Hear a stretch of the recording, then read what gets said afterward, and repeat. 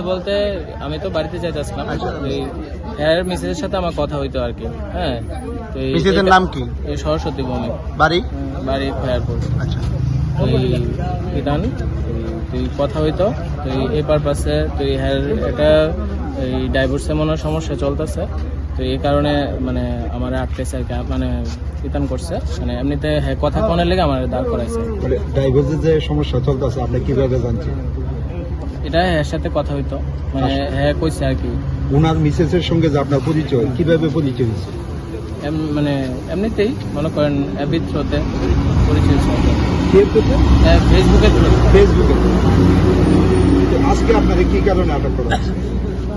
আটক করা হয়েছে বলতে হ্যার মিসের সাথে কথা কইতাম আর কি। তুই মনে করেন হ্যাঁ পারিবারিক সমস্যা চলতেছে, ঠিক আছে, আমি ওই জিনিসটা বুঝছি। তুই আমি নেক্সট দিন আর কোনো রকম মানে চলাফেরা করতাম না বা কোনো কিছু রাখতাম না। আপনি কি জানতেন এই মহিলা বিবাহিত? হ্যাঁ, মহিলা বিবাহিত। তারপরও আপনি মানে ওনার সঙ্গে রিলেশন করছেন?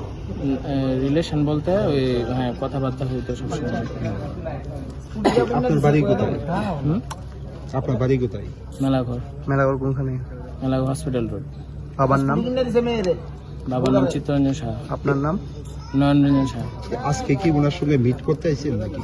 না না, আমি মেডিসিন নিতে আইছে, এমনিতে দেখা হয়েছে। আজকে কি প্রথম মানে দেখা করছেন না এর আগেও দেখা না না, হয়েছে? এর আগেও দেখা হইতো। কতবার দেখা করছে? তো মানে এমনিতে আইতাম মানে কতদিন ধরে কথা হইতেন আপনি? হ্যাঁ, 2-3 বছর।